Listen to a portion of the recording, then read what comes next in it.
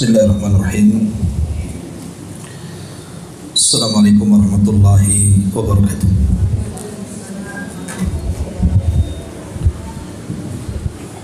Alhamdulillah wassalatu wassalamu ala Rasulillah wa ala alihi wa sahbihi wa mawala. Wala hawla wala quwwata illa billahi wa ba'du.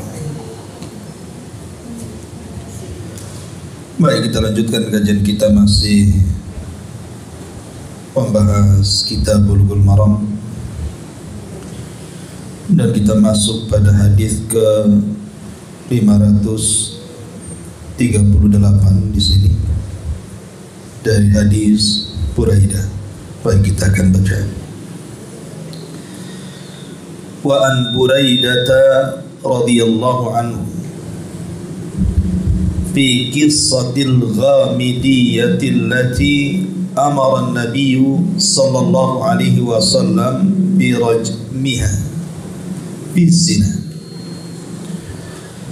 Qala thumma amara biha fasulliya 'alaiha wa dufinat. Rawahu Muslim. Dari Buraidah, semoga Allah Subhanahu wa taala meridhoinya, pada kisah wanita dari suku Ghamidiyah yang Nabi SAW perintahkan untuk merajamnya pada kasus perzinahan.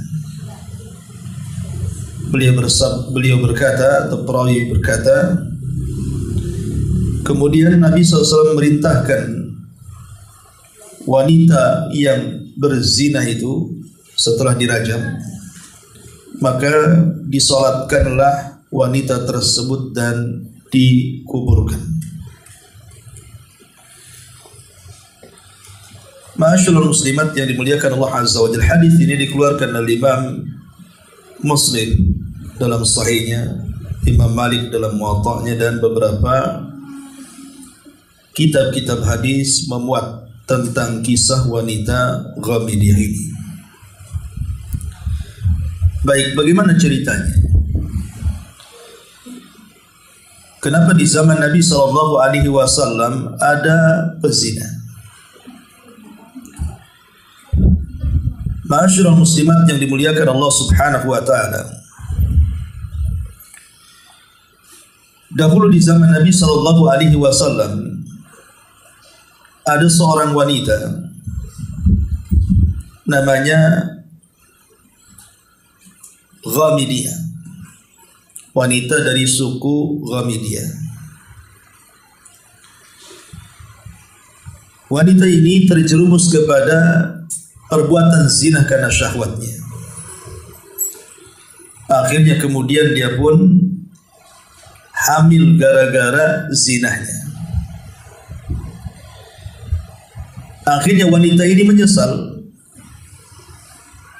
kemudian ingin bertobat kepada Allah Subhanahu wa taala. Tetapi kita tahu bahwa dalam Islam, seseorang yang berzina dan dia sudah menikah, maka hukuman hududnya atau hadnya adalah dirajam sampai mati. Sebenarnya kalau wanita Ghamidiyah ini mau diam-diam saja setelah dia berzina kemudian hamil, kemudian dia bertobat kepada Allah Subhanahu wa taala dengan taubatan nasuha, selesai urusannya.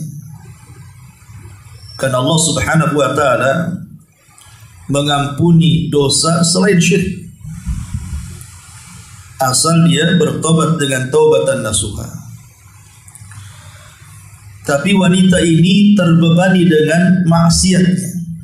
Dia merasa bersalah kepada Allah Subhanahu wa taala. Akhirnya kemudian dia datang kepada Nabi SAW dan mengatakan, "Ya Rasulullah, zanaitu fatahirni." Rasul, aku sudah berzina. Bisa enggak engkau bersihkan dari zinaku? Maksudnya bisa enggak kau rajam aku? Maka Nabi SAW ketika itu pura-pura tidak dengar, dengan wajah yang kelihatan marah, dia pun memalingkan ke arah kanan.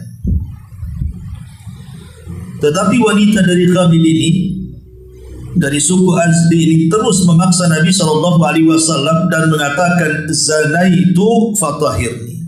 Rasul, aku sudah berzina, tolong berdirilah wa tubi ilaih. Celaka engkau wahai seorang wanita, sebaiknya kau kembali pulang, minta ampun kepada Allah Subhanahu wa taala dan bertobat dengan taubatan nasuha. Kau enggak perlu balik lagi ke sini. Lihat bagaimana Nabi SAW disifati dengan rahmat, Raufun Rahim.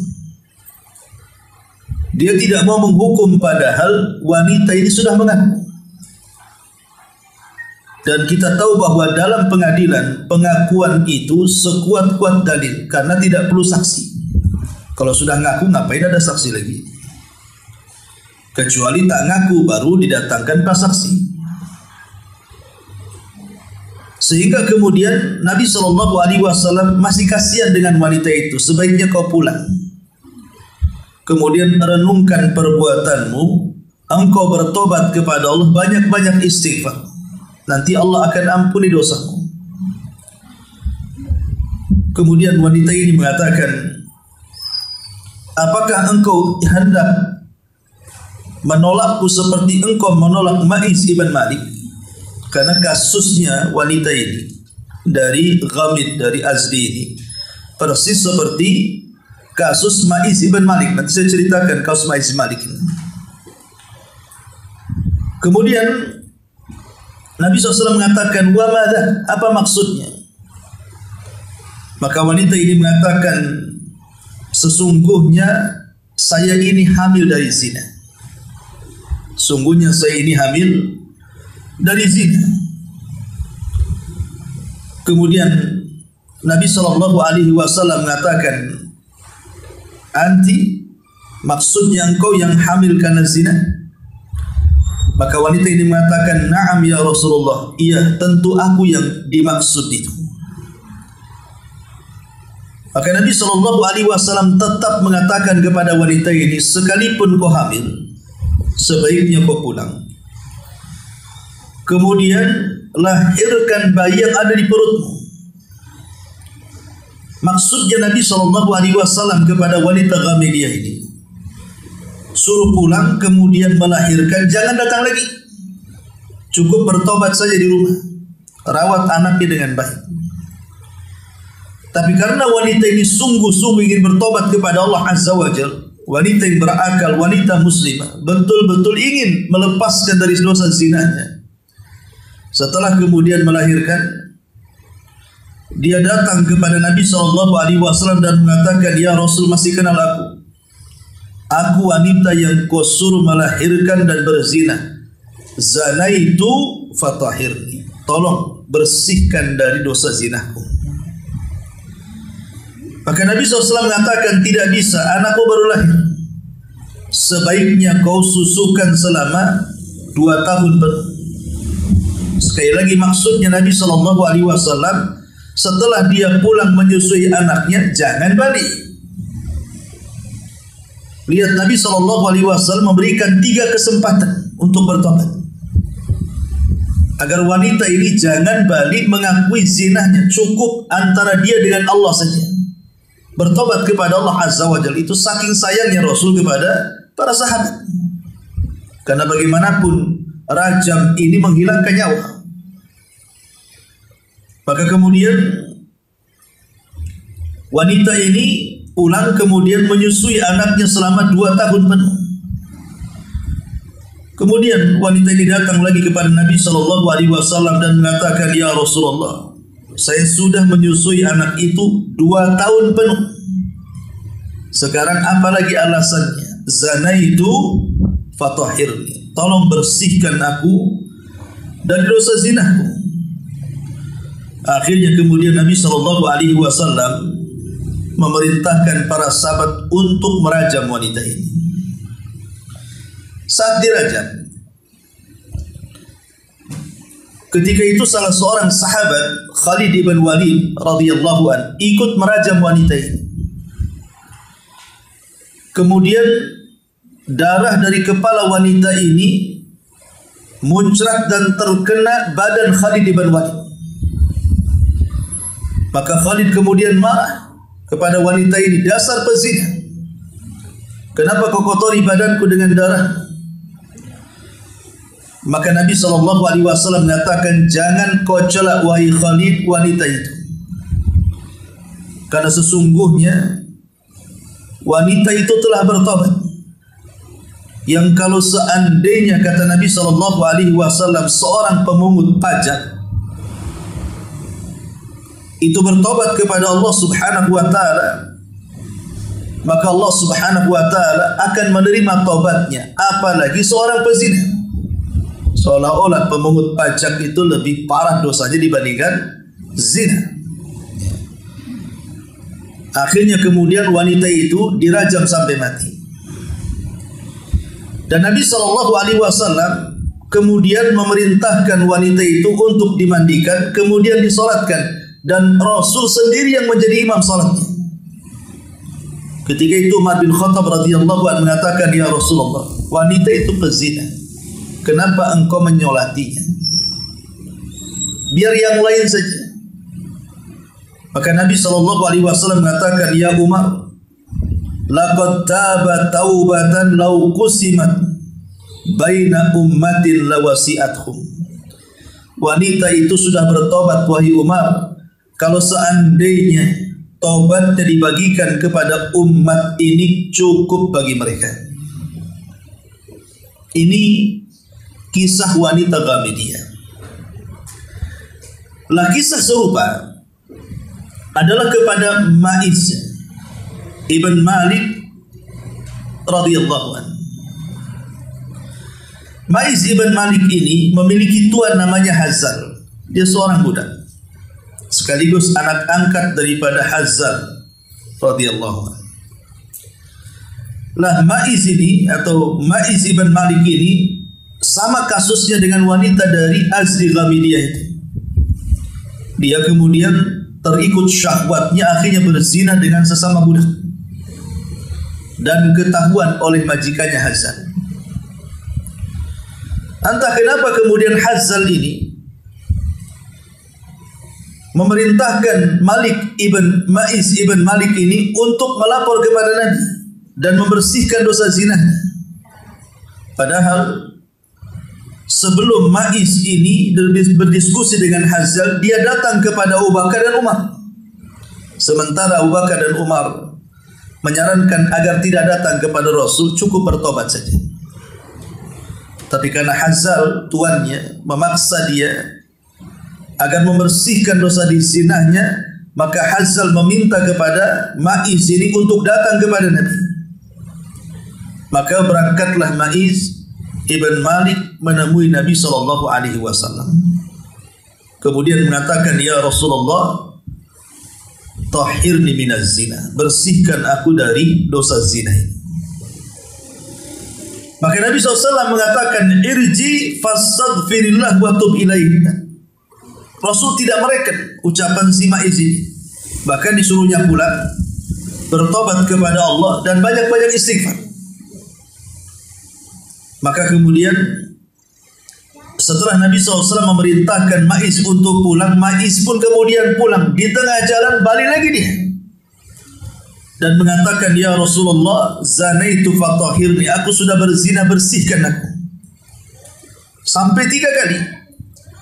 Maka Nabi SAW kemudian mengatakan, ya sudah, gini saja, kau pulang dulu. Kemudian Ma'iz pun pulang. Lah saat pulang, Nabi SAW memerintahkan orang-orang untuk menyelidiki si Ma'iz ibn Malik ini. Apakah otaknya sudah gila sehingga dia datang mengakui perzinahan? Kemudian setelah diselidiki, dia waras, tidak gila. Kemudian Nabi SAW mengutus orang lagi, lihat apakah orang ini, si Ma'iz ini, pemabuk. Sehingga ketika dia datang kemari, dia sedang mabuk sehingga dia mengucapkan hal-hal di luar kesadaran. Akhirnya diutus, rupanya dia tidak mabuk, artinya dia tidak suka minum khamar, waras orangnya. Maka ketika dipastikan dia tidak gila, dia tidak mabuk, kemudian Maiz pun dirajam. Saat dirajam, Maiz diikat. Mulailah para sahabat Nabi SAW melempari Maiz. Masalahnya ikatannya tidak kuat, dan Maiz pun merasakan sakit. Akhirnya lari dan dikejar para sahabat. Kemudian pelariannya sia-sia karena ketangkap juga oleh para sahabat. Kemudian tetap dirajam dan Maiz pun meninggal dunia dalam kondisi menerima hukuman hudud. Ketika Nabi SAW mendengar Maiz ini lari saat dirajam, dia menyesalkan. Nabi menyesalkan kenapa dikejar.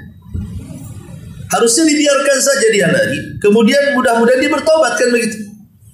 Tapi sahabat karena sudah geram, tetap dikejar, kemudian dirajam sampai mati. Disitulah Nabi SAW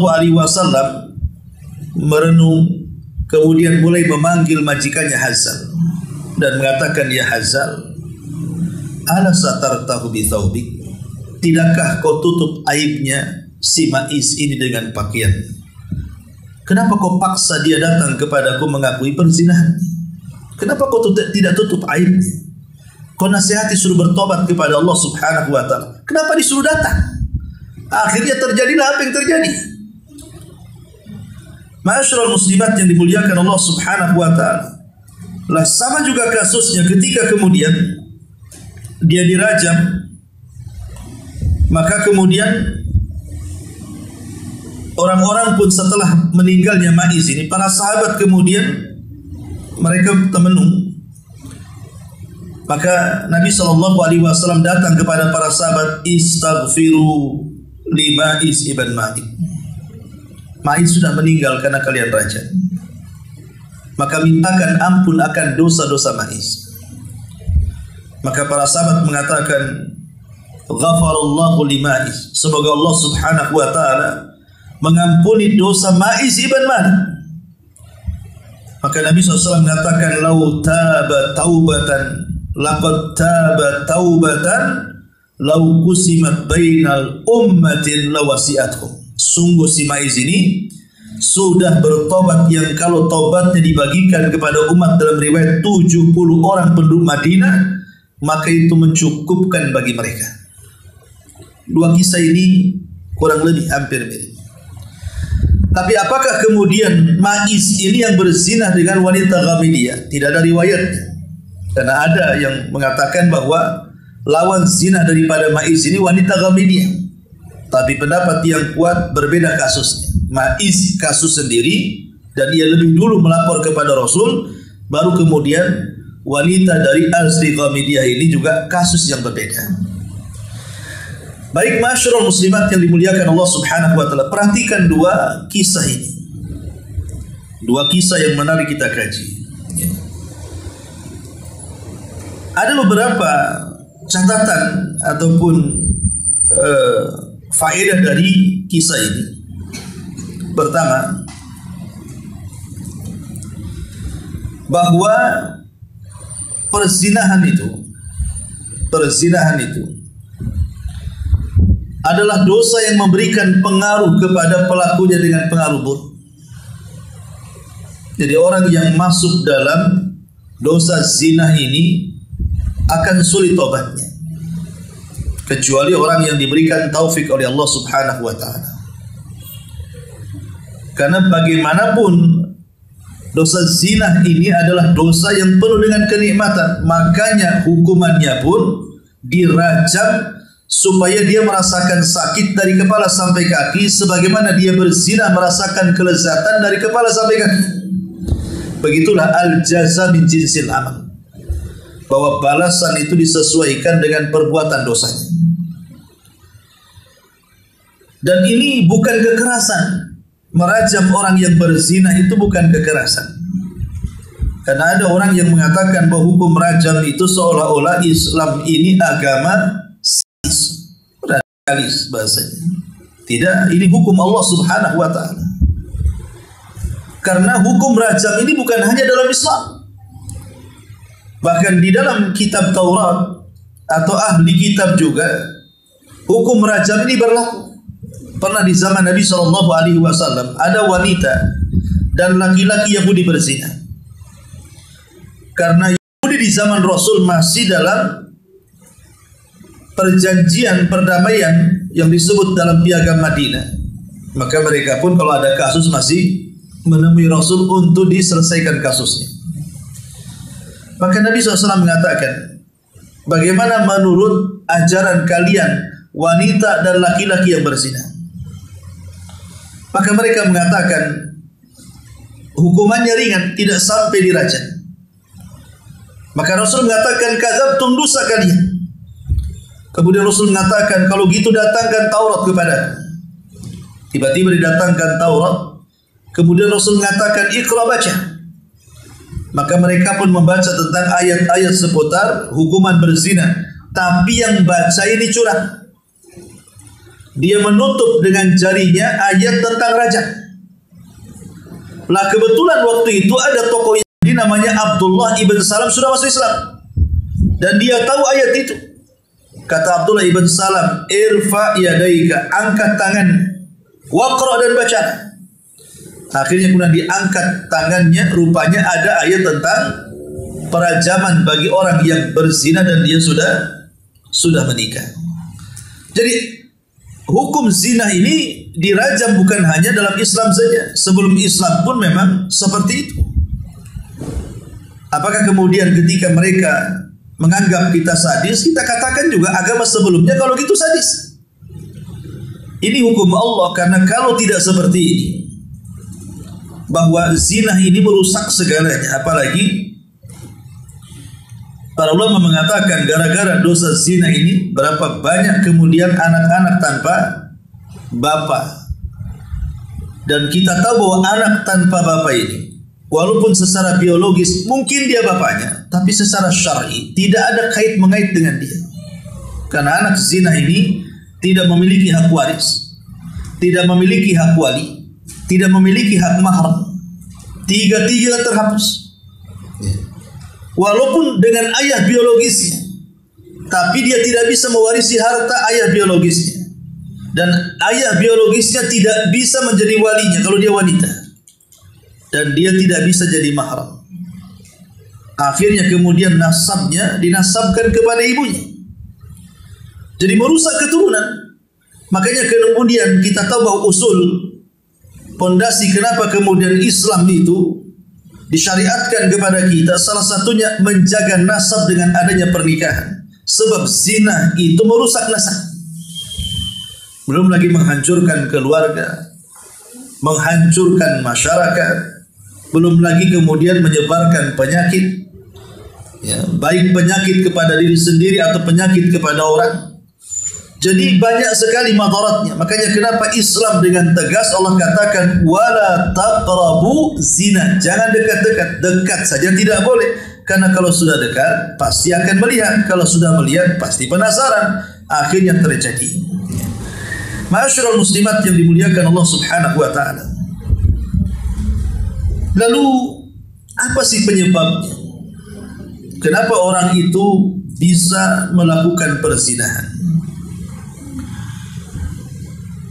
Disebutkan para ulama, dan ini juga kita bisa saksikan di masyarakat kita, penyebab-penyebab kenapa seseorang itu bisa jatuh kepada perbuatan zina. Pertama, karena dhaful iman, karena iman yang kurang. Sebab kita tahu bahwa iman itu bertambah karena ketaatan, sementara iman itu berkurang karena kemaksiatan kepada Allah Azza wa Jalla. Ketika kurang iman, maka dia bisa saja bermaksiat kepada Allah dan bisa saja dia melakukan perzinahan. Ini yang paling utama, karena dhaful iman. Yang kedua adalah itlaqul basari, karena tidak menjaga pandangan. Allah Subhanahu wa taala mengatakan dalam surah An-Nur ayat 30, "Qul lil mu'minina Yaghudduna min absarihim, katakan kepada orang-orang yang beriman, hendaklah mereka menundukkan pandangan-pandangan mereka, baik laki-laki atau perempuan. Karena berawal dari memandang, berakhir dengan berzina. Kemudian yang ketiga, khurujun nisa mutabarrijat, karena wanita-wanita yang tidak pernah memperhatikan auratnya, sehingga membawa fitnah bagi laki-laki. Makanya Allah mengatakan dalam surah Al-Ahzab 33, wa qarna fi buyutikunna wa la tabarrujna tabarrujal jahiliyatil ula. Hendaklah wanita itu lebih banyak diam di rumah-rumah kalian dan jangan tabarruj kalau keluar rumah seperti tabarrujnya orang-orang jahiliyah. Maksudnya menampakkan auratnya. Kemudian yang keempat, dukhulur rijal al-ajanib alal mar'ati, memudah-mudahkan memasukkan orang yang bukan mahram ke dalam rumahnya ketika suaminya tidak ada atau ketika mahramnya tidak ada. Dan ini yang banyak terjadi di pedesaan. Ya, kalau orang kota dah biasa. Zaman dulu biasanya kadang-kadang orang membiarkan anak gadisnya pacaran itu. Bahkan sengaja orang tuanya pergi biar pacaran di rumahnya. Ya betul memang. Kadang-kadang ditentukan jamnya jam sekian. Tapi berkhalwat berdua-duaan itu dipastikan jatuh kepada perzinahan. Anehnya kalau dilarang, mereka mengatakan takut nggak laku anak gadisnya. Ini kan aneh gitu ya. Kalau di kota jangan tanya. Ya, zina di kuburan pun ada. Karena dia setannya masalahnya ya. Orang takut dulu dengan kuburan, sekarang orang tidak takut dengan kuburan. Kemudian juga di antaranya adalah ta'khiru man balagha minasy-syabab wasy-syababat 'an az-zawaj. Sengaja mengakhir-akhirkan pernikahan. Sengaja mengakhir-akhirkan pernikahan. Dan itu faktornya macam-macam, entah karena pendidikan, entah karena memang orang tua, dan macam-macam. Padahal anaknya sudah mau menikah. Lihat bagaimana Nabi SAW mengatakan, ya ma'syarasy syabab man istata'a minkumul ba'a fal yatazawwaj. Wahai anak muda, kalau sudah sanggup menikah, kenapa tak menikah? Bahkan Nabi SAW mengatakan, idza ja'akum man tardawna dinahu wa khuluquhu fazawwijuhu. Kalau ada laki-laki yang datang melamar putramu baik agama dan akhlaknya, fazawwijuhu, nikahkan putrimu dengan dia. Kalau tidak, rusak putri. Makanya kata para ulama, tergesa-gesa itu dari setan. Tetapi ada hal yang harus tergesa-gesa, salah satunya menikahkan anak gadis. Kalau dia sudah ingin menikah. Kalau tidak, maka banyak kerusakan. Akhirnya kemudian pacaran, ujung-ujungnya kawin lari. Cemana ngejarnya tuh? Ya udah lari, ya kan? Dan repot jadi. Jadi ini di antara juga sebab-sebabnya, dan banyak sekali sebab-sebabnya. Ya mungkin handphone ini yang paling banyak penyebabnya. Ya, alat-alat yang tidak jelas. Kalau dulu majalah, sekarang handphone, dan semua ada dalam handphone. Musik, khamar, tempat-tempat maksiat, pokoknya semua itu penyebab adanya zina. Makanya para ulama mengatakan, lalu bagaimana caranya supaya seseorang itu bisa menghindarkan diri dari berzina? Ya pertama, kuatkan iman tadi. Kuatkan iman, ingat akhirat. Yang kedua, wanita-wanita sebaiknya mereka istiqomah dengan pakaiannya. Jangan membuka aurat. Yang ketiga, tundukkan, biasakan menundukkan pandangan. Kemudian yang keempat, jauhi khalwat, berdua-duaan dengan laki-laki yang bukan mahram. Kemudian juga yang kelima, jauhi majlis-majlis syahwat, majlis-majlis yang memang di situ mengundang syahwat, diskotik, tempat-tempat malam, kafe-kafe dan begitu seterusnya. Ya. Kemudian juga segera menikah kalau memang dia sudah waktunya menikah. Jangan sampai kemudian ditunda-tunda. Jauhi teman-teman yang buruk akhlak. Kemudian berdoalah kepada Allah Subhanahu wa taala agar dijauhkan dari perbuatan zina. Intinya bahwa zina itu perkara yang sangat bahaya dalam Islam, karena juga memang Madaratnya besar. Kembali kepada kisah Ghamidiyah ini. Ma'asyiral muslimat yang dimuliakan Allah Subhanahu wa taala. Kisah Ghamidiyah ini memberikan kepada kita sebuah gambaran tentang Allah Subhanahu wa taala dan Rasulnya sangat suka dengan taubat. Karena wanita dan laki-laki maiz ini bertobat kepada Allah Subhanahu wa taala, dan Allah itu yuhibbu tawabin, sangat suka dengan hamba-hamba yang bertobat. Lalu bagaimana caranya orang berzina itu ingin bertobat dan tobatnya diterima? Bukankah di negeri kita ini, apa kemudian kalau ada yang berzina lapor ke Pak Prabowo, Pak Prabowo saya berzina, tolong bersihkan saya. Sementara negara kita kan tidak berhukum dengan hukum Islam. Ya, secara hukum hudud, secara umum ya banyak hukum Islam diterapkan, tapi untuk hudud negara kita kan nggak menerapkannya. Maka tidak mungkin juga kita datang ke Saudi supaya dihukum di sana, kan begitu. Kalau memang kita ini berada di negeri seperti kita ini yang tidak menerapkan hukum hudud, maka kembali kepada syurutut taubah, kepada syarat-syarat bagaimana caranya taubat itu diterima. Pertama, an-nadam, ya, adanya penyesalan. Kenapa saya terjerumus kepada perbuatan zina? Ya. Kemudian yang kedua, bukan hanya sekedar menyesal, tetapi juga dia harus meninggalkan. Dia berazam untuk tidak kembali. Menyesal, kemudian dia berazam untuk tidak mengulang.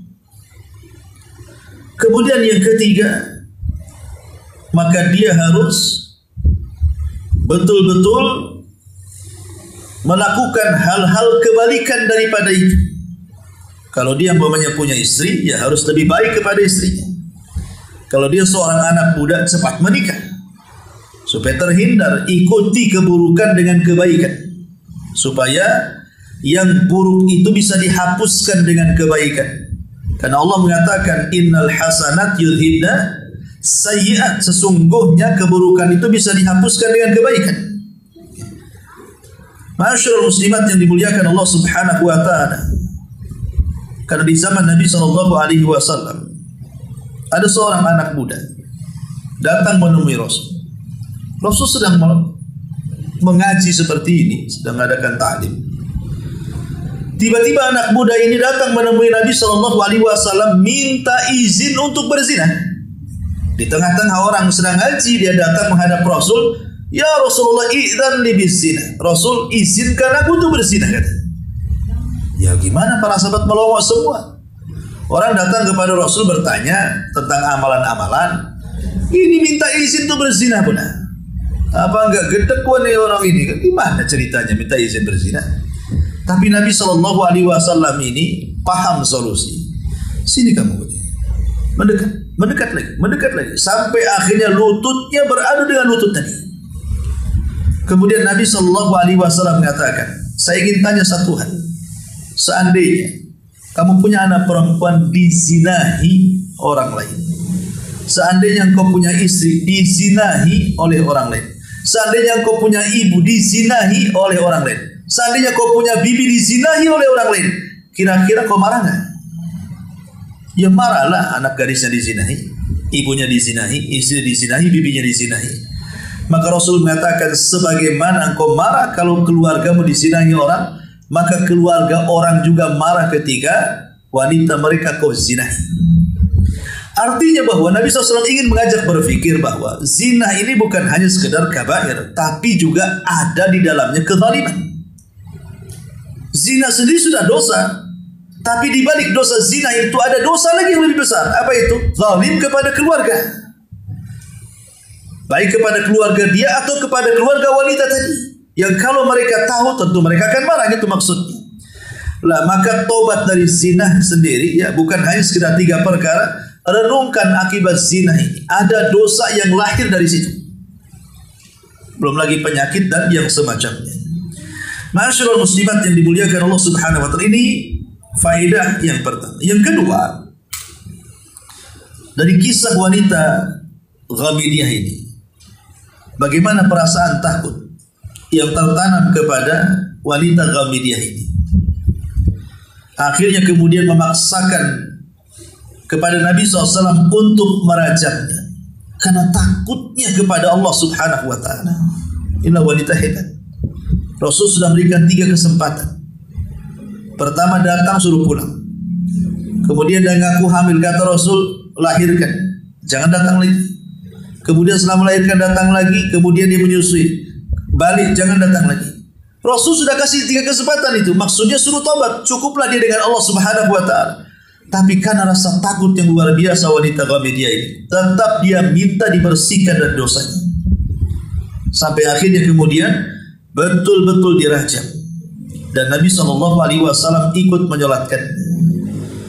Bermakna apa? Ketika Nabi SAW ikut menyolatkan, kemudian Rasul memuji wanita ini. Kalau seandainya dia sungguh dia sudah bertobat, yang taubatnya kalau dibagi kepada sab'ina min ahlil Madinah, 70 orang dari penduduk Madinah, la wasi'akum, cukup bagi mereka, menunjukkan wanita ini termasuk ahlul jannah. Wanita ini termasuk penduduk surga. Bagaimana tidak? Karena dia taubatnya saja kalau dibagi sudah mencukupi 70 orang. Kalau bukan ahli jannah, tidak mungkin ahli nah. Padahal dia berzina, tapi dia masuk surga kan? Menunjukkan bahwa amal itu ditentukan akhirnya. Itu faedahnya di sini. Amal itu ditentukan akhirnya. Awalnya dia melakukan dosa besar, tapi akhirnya dia bertobat dan ingin menebus kesalahannya dengan cara apa? Dirajam sampai mati. Maka Rasul melihat rasa takut keikhlasan wanita ini ketika ditegur oleh Umar bin Khattab. Rasul, bukankah dia wanita pezina? Kenapa kau menyolatinya? Maka Nabi SAW mengatakan, betul dia wanita pezina, tapi dia sudah bertobat. Dan tobatnya diterima oleh Allah Subhanahu wa ta'ala. Kemudian Rasul mengkiaskan dengan apa? Dengan pemungut pajak. Kalau seandainya pemungut pajak itu bertobat pada Allah Azza wa Jalla, maka akan diterima. Apalagi dia seorang pezina. Dari sini menunjukkan pajak itu haram. Ya. Tetapi ulama kontemporer juga memerinci soal pajak itu. Pajak itu ada 2 macam. Kalau seandainya memang pemerintah itu memungut pajak kepada rakyatnya, memang untuk kemaslahatan dari rakyat kembali kepada rakyat. Maksudnya pajak itu memang mungkin negara lagi defisit, kurang uang dan begitu seterusnya. Akhirnya memajak kita. Dan kembali kepada kita, kembali kemaslahatan, bangun jalan, bangun jembatan, pokoknya akses-akses yang memang itu kembali kepada rakyat. Maka dalam kondisi seperti ini, sebagai ulama bolehkan. Tapi kalau pajaknya itu zalim, ya, memang zalim mereka itu. Kemudian mereka memungut pajak kita, tetapi tidak pernah memberikan hak kepada kita. Mereka menuntut hak kita, tapi kita tidak pernah bisa menuntut hak mereka. Malah justru memperkaya diri mereka saja. Seperti yang baru-baru ini terjadi kan. Gimana kita rakyat miskin suruh bayar pajak, sementara anggota dewan pula yang bayarin pajak pemerintah. Padahal mereka rumahnya megah, kendaraannya mewah, hidupnya ya luar biasa, biasa senang hati. Sementara rakyat kecil sudah dipajakin. Nah ini zalim namanya. Walaupun hukum asal pajak sendiri tidak boleh sebenarnya. Hukumnya tidak boleh. Ya, apalagi sampai kemudian dikiaskan dengan zakat. Otaknya di mana? Zakat ini kewajiban. Kewajiban yang Allah wajibkan kepada orang kaya untuk disalurkan kepada orang miskin. Lah pajak ini orang miskin aja diminta untuk disalurkan ke orang kaya. Kan? Terbalik kan? Kalau zakat orang kaya disalurkan ke orang miskin, pajak ini terbalik negara kita ini. Orang miskin suruh bayar pajak untuk disalurkan ke orang kaya. Dari mana-mana kan ini. Kenapa kemudian disamakan dengan zakat pula? Nah ini udah ngelantur ya, wajar kalau seandainya bicara tanpa ilmu pengetahuan. Tidak ada agama di situ, harus ada yang membimbing. Ya. Intinya bahwa di sini kembali kepada kisah ini, Wanita ini karena rasa takutnya terdorong untuk bertobat kepada Allah Azza wa Jalla. Dan ingat, rasa takut ini adalah sebab terbesar orang masuk surga. Ingat di zaman Bani Israel, ada seseorang yang semua dosa sudah dilakukannya sampai dia tua. Dia bergelimang dengan dosa dan kemaksiatan. Akhirnya karena takutnya saat detik-detik wafatnya, dia berwasiat kepada anak-anaknya, kalau aku mati, bakar aku. Debuku kalian sebar di semua air lautan. Sebab kalau Allah sanggup membangkitkan aku, dipastikan aku akan diazab dengan azab yang belum pernah Allah azab siapapun selain aku, katanya. Saking takutnya. Sayangnya ketika dia mati, betul wasiat itu dilaksanakan. Abunya disebar di kremasi, kemudian abunya disebar di mana-mana, sungai dan lautan. Dia salah. Innallaha ala kulli syai'in qadir. Allah lah atas segala sesuatu maha mampu. Maka Allah Subhanahu wa taala kemudian bangkitkan kembali debu-debu yang sudah disebar itu, mengumpul kembali, kemudian Allah ciptakan kembali kedua kali. Di sini Allah bertanya, apa tujuan? Kau ingin menghina dariku? Maka dia mengatakan, tidak ya Rabb, tujuanku, aku minta agar dibakar dan disebar. Sebab kalau seandainya engkau sanggup membangkitkan aku takut kau akan mengadab aku. Jadi yang membuat dia berwasiat seperti itu karena perasaan takut kepada Allah. Itulah yang menyebabkan akhirnya Allah Subhanahu wa taala ampuni dosanya dan Allah masukkan ke dalam surga. Jadi karena ketakutannya, akhirnya dia masuk surga.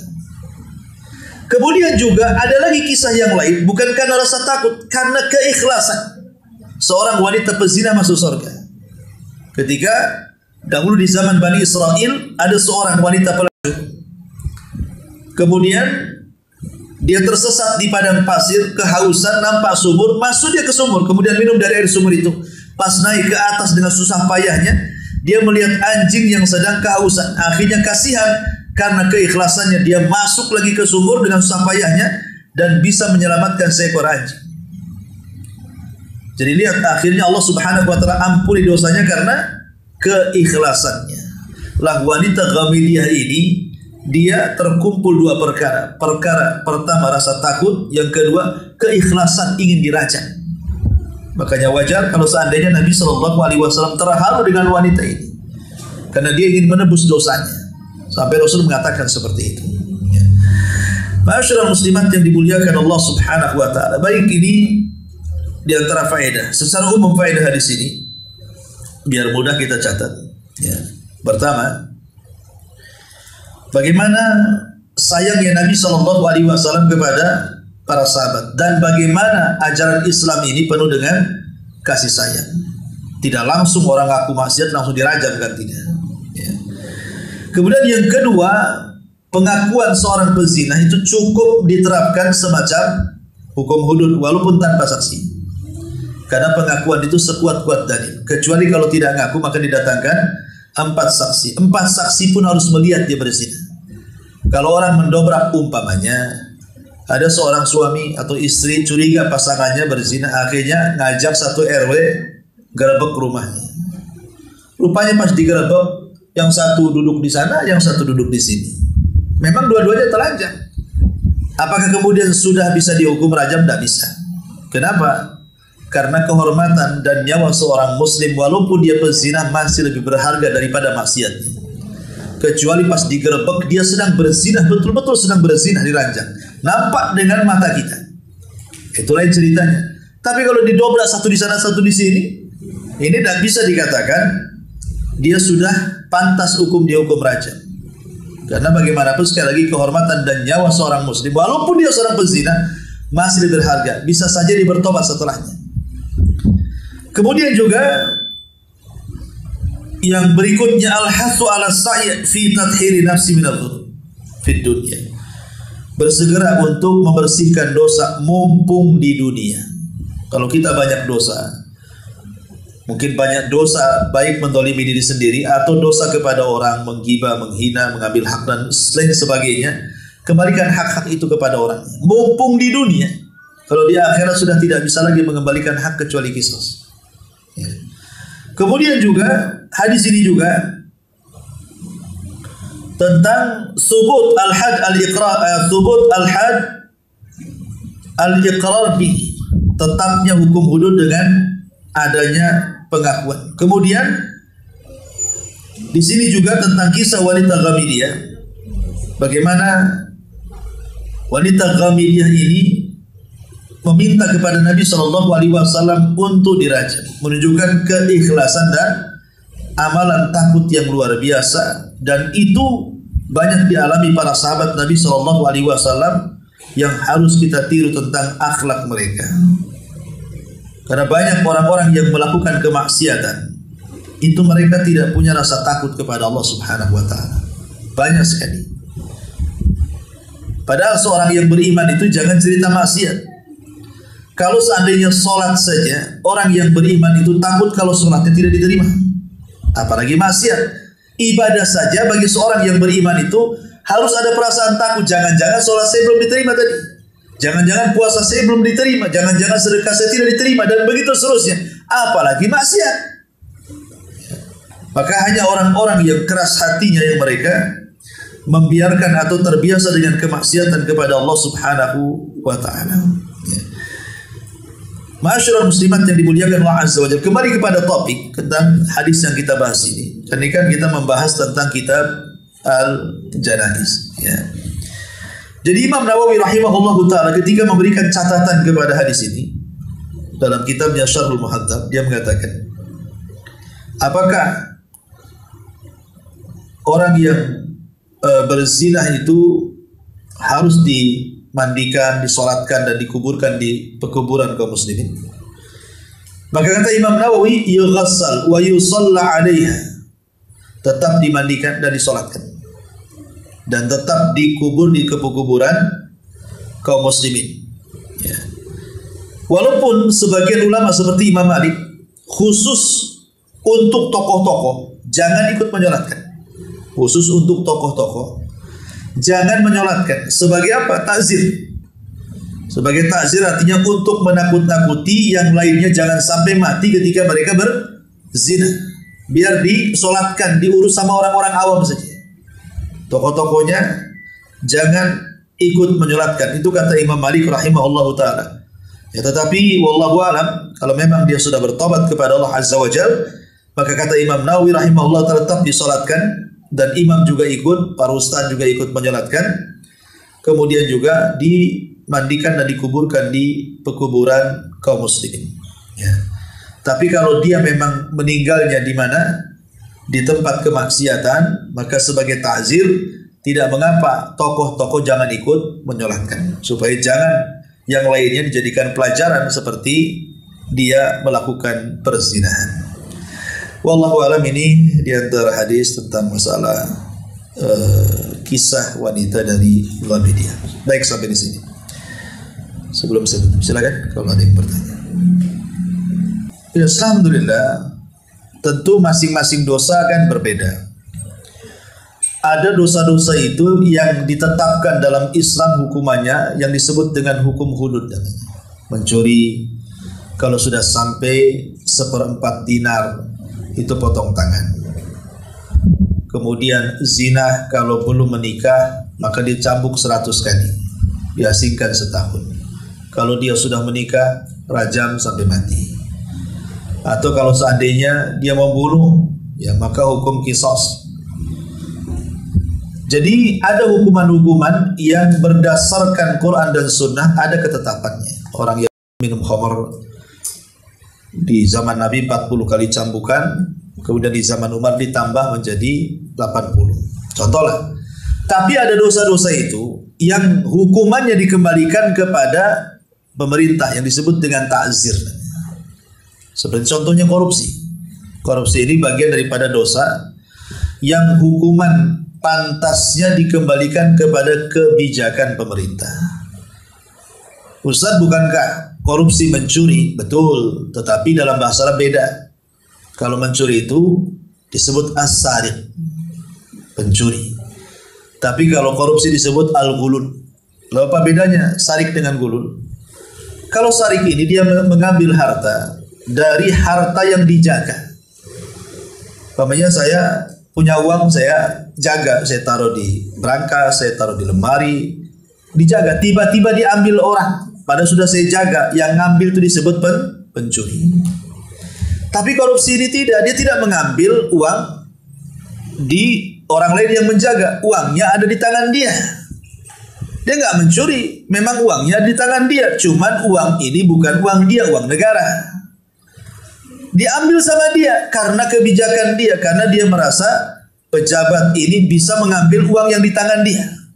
Itulah bedanya korupsi. Korupsi nggak ngambil uang orang, uangnya di tangan dia. Cuman karena jabatannya diambil. Sementara maling itu uang orang, kayak pamannya contoh penjarahan kemarin itu disebut maling.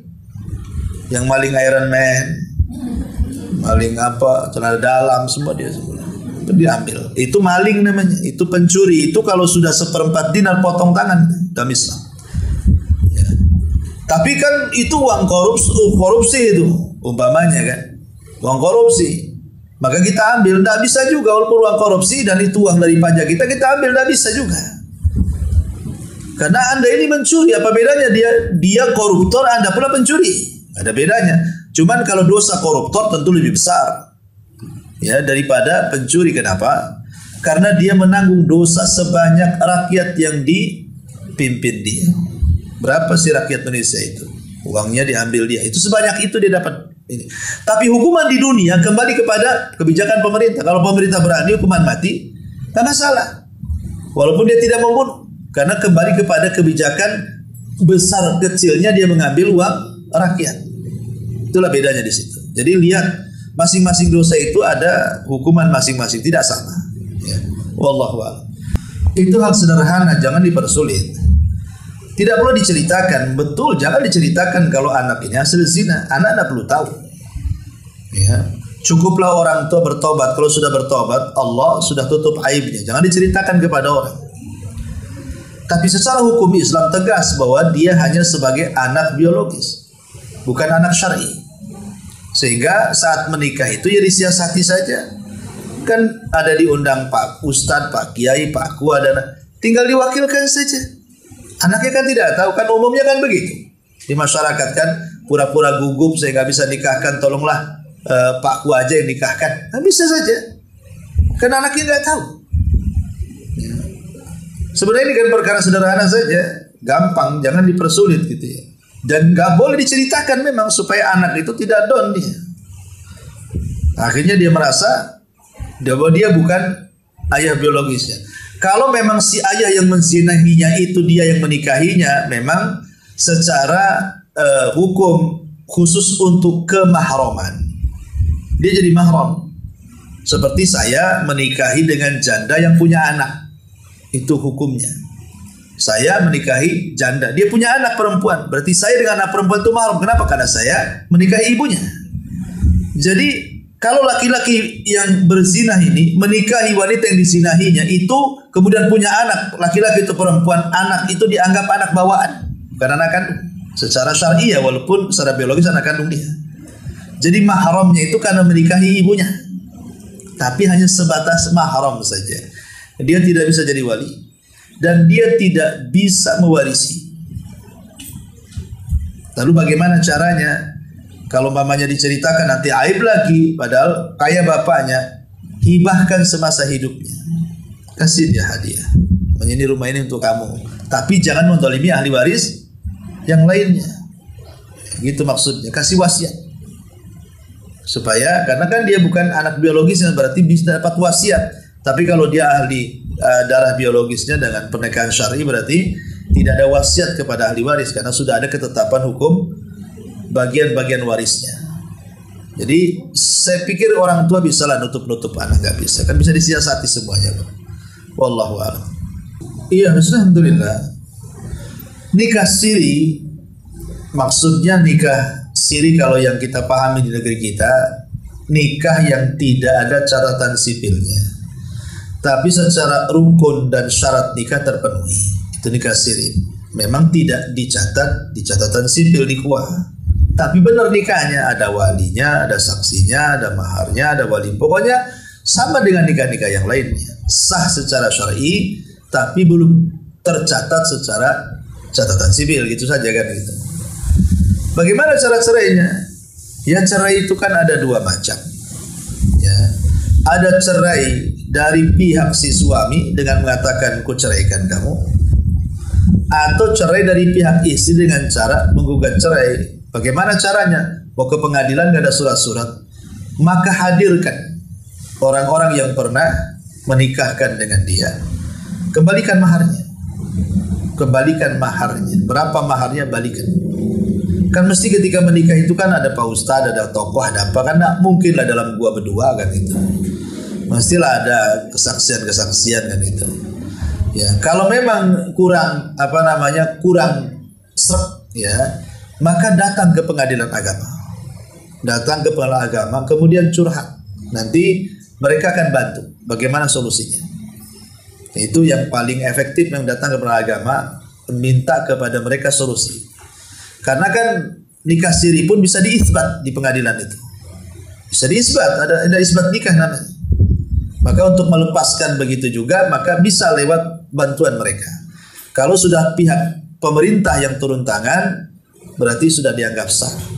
Tapi kalau pisah begitu saja, nggak ada kata cerai, ya tahu-tahu si suami kawin lagi, si kawin lagi, ya itu nggak boleh. Ya bagaimanapun kalau belum ada kalimat talak, maka tidak boleh seseorang menikah. Belum lagi dalam talak itu kan ada masa idah juga. Nggak bisa juga habis ditalak besok nikah kan itu ya. Kan ada masa idahnya. Wanita yang haid harus 3 kali sucian. Wanita menopause harus 3 bulan. Wanita yang belum digauli ya kan cukup sebulan. Wanita yang mati harus 4 bulan 10 hari. Kan ada masa idahnya itu. Gak sembarangan ya kan. Wanita yang hamil sampai melahirkan. Jadi masalah-masalah seperti ini memang masalah rumit di masyarakat, tapi memang sebenarnya karena kejahilan orang-orang itu akhirnya terjadilah kasus-kasus seperti ini. Makanya pentingnya ketika nikah siri itu harus dipegang ucapan saksi. Jadi ada pernyataan dari wali, pernyataan dari saksi. Ini saksi juga penting. Ya karena nanti kalau terjadi gugat atau cerai kan gitu ya, bisa dipegang. Pamannya ketika siapa yang jadi saksi ini nikah siri ini? Si Anu, oh si A. Tanya, kamu siap jadi saksi siap? Nanti kalau terjadi sesuatu, kamu siap dipanggil? Kan harus ada ininya. Jangan asal saksi main tunjuk di jalan aja, orang di jalan suruh kemari. Nanti ketika nggak ada orangnya. Ya. Jadi sebagaimana nikahnya disaksikan, maka perceraian pun disaksikan. Kalau nikah siri susah masalahnya kalau tidak ada mereka yang hadir di pernikahan itu. Ya salah satu jalannya kalau ustaz sudah orangnya sudah meninggal atau orangnya sudah kemana, nggak tahu gimana ini. Ya sudah satu-satu jalannya datang ke pengadilan, minta solusi kepada mereka. Wallahu a'lam. Ya nggak mahram sama bapaknya aja enggak, boleh sama keluarga bapak kan itu. Dia sama ibu saja mahramnya, sama keluarga ibu semua. Dan secara syar'i memang harus dibintikan kepada ibunya. Memang seperti itu hukumnya. Sebenarnya untuk membuat jerah Islam itu kan, supaya membuat jerah jangan suka berzina, nanti punya anak kayak gitu, kasihan nggak? Kasihan sama anaknya. Sebenarnya kan itu maksudnya. Maksudnya itu supaya bagi yang lain pelajaran. Karena itu. Jadi intinya bahwa mahramnya sama bapaknya itu hanya sekedar menikahi ibunya saja. Itu saja, menikahi ibunya jadi mahram. Kalau tidak dinikahi ya nggak ada mahram. Cuman walaupun bukan mahram bukan berarti boleh nikah sama ayah biologisnya, nggak boleh. Tetap dalam Islam nggak boleh karena ada darah dari dia masalahnya. Walaupun bukan mahram, tetap nggak boleh nikah dengan ayah biologisnya. Ya. Wallahu a'lam. Ya.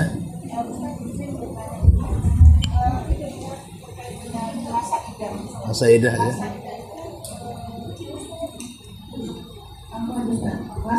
Idah itu berlaku sejak suami menjatuhkan talak atau putusan pengadilan? Masa idah itu adalah putusan pengadilan. Kalau di pengadilan, sejak pengadilan memutuskan bahwa terjadi talak satu. Jadi saat pengadilan ketok, sah menurut pengadilan, berarti berlaku hukum masa idah. Dan selama hukum masa idah ini, ingat bahwa talak itu ada dua.